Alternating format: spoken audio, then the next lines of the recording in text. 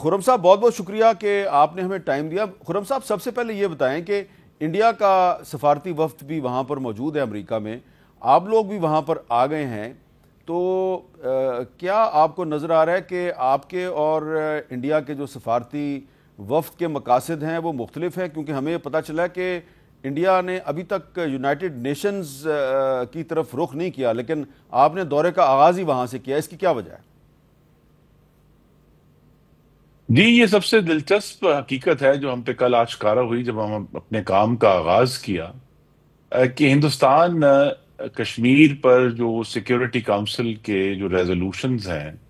ان سے اتنا خائف ہے کہ ان کے سفارتکاروں جو ہے وہ اقوام متحدہ کے قریب بھی نہیں گئے، اور وہ وہیں اپنے مشن میں انہوں نے کچھ لوگوں سے ملاقاتیں کی ہیں۔ تو کل ہم نے دن کا آغاز کیا سب سے پہلے اپنے جو قریب ترین دوست چین ہے اس کے جو مستقل مندوب ہیں ان سے ملاقات کی، پھر روس کے مندوب سے ملاقات کی، پھر جو اس وقت پاکستان چونکہ سیکیورٹی کونسل کا منتخب رکن بھی ہے اس کے ساتھ جو دوسرے 9 منتخب اراکین ہیں ان سے ملاقات کی، جو اسلامی ممالک کے سفراء ہیں OIC کے ان تک اپنی بات پہنچائی، اور امریکہ کی جو اس وقت وہاں ڈپٹی پرماننٹ ریپرزینٹیو ہے ان سے گفتگو کی، اور پھر آخر میں جو سیکیورٹی کونسل کی اس وقت سربراہ ہے گیانا کی جو سفیر ہے ان سے ملاقات کی، اور ان سب نے اس بات کو بہت سراہا کہ ہندوستان تو جب آیا ہے تو اس چند لوگوں سے ملاقات کر کے ان کا مشن جو ہے یہاں سے چلا گیا، لیکن پاکستان نے اپنا آغاز جو ہے وہ امن کی تلاش میں کیا ہے، کہ ہم گئے اور ہم نے پہلی بات ہی یہی کی ہے کہ ہم چاہتے ہیں کہ اقوام متحدہ اپنا کردار جو امن کے معاملے میں ہے پاکستان اور ہندوستان کے درمیان وہ کردار ادا کرے، کیونکہ اگرچہ سیز فائر ہو گیا ہے لیکن امن کی خواہش صرف پاکستان کی طرف سے آ رہی ہے، ہندوستان کی طرف سے آج بھی جنگی جنون کی تقریریں اور گفتگو ہو رہی ہے، اور جو ان کا کانڈکٹ پہلے بھی رہا اس کے بعد بھی رہا، جس آبی جارحیت کا انہوں نے مظاہرہ کیا ہے اس پہ بڑا انٹرسٹ تھا ہمارے جو جن سے ملاقاتیں کر رہے تھے، اور اکثر سفراء یہ جاننا چاہتے تھے کہ ہندوستان کیا بس کتنی صلاحیت ہے پاکستان کا پانی روکنے کی فوری طور پر یا آنے والے دنوں میں۔ تو بہت ہی اچھی کل گفتگو ہوئی، اور جو بات میرے لیے ایک بڑی خوشگوار حیرت تھی کہ پاکستان کی دو چیزوں کو سراہا گیا، ایک میر صاحب، ایک تو بہت سارے لوگوں نے وزڈم کہا کہ جی پاکستان نے بہت وزڈم سے اس سارے جو معاملے کو سنبھالا ہے،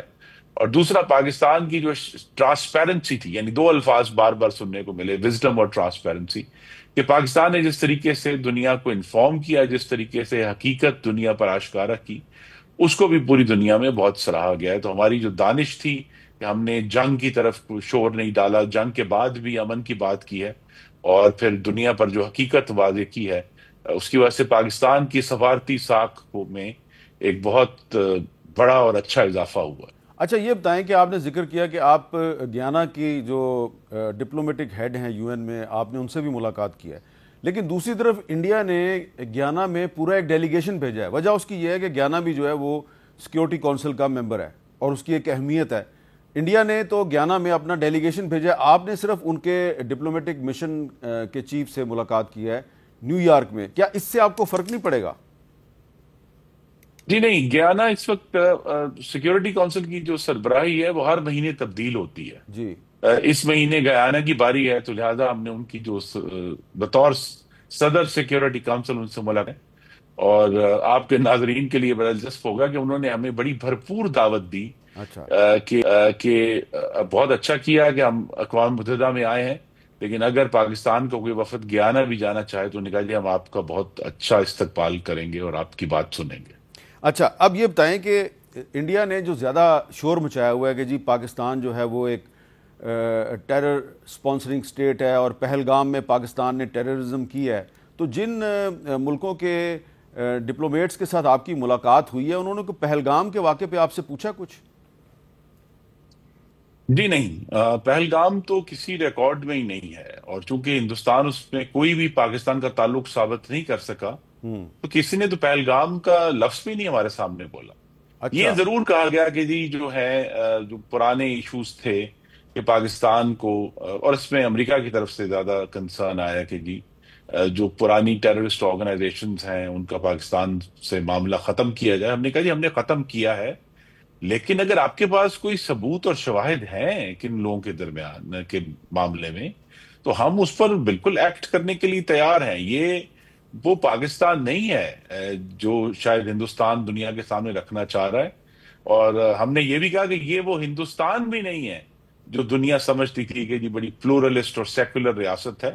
یہ ایک ہندوتوا تعصب کے اندر اندھی ہوئی ہوئی ایک ریاست ہے جو کہ پورے خطے کو اور دنیا کو جنگ میں جھونکنے جا رہی ہے. اچھا خرم صاحب یہ بتائیں کہ آنے والے دنوں میں آپ کا کیا ایجنڈا ہے؟ کن کن ممالک کے ڈپلومیٹس کے ساتھ آپ کی ملاقاتیں ہونے والی ہیں؟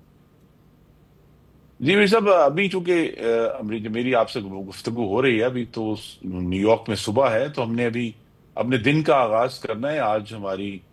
فرانس کے جو مستقل مندوب ہیں ان سے ملاقات ہے. اس کے بعد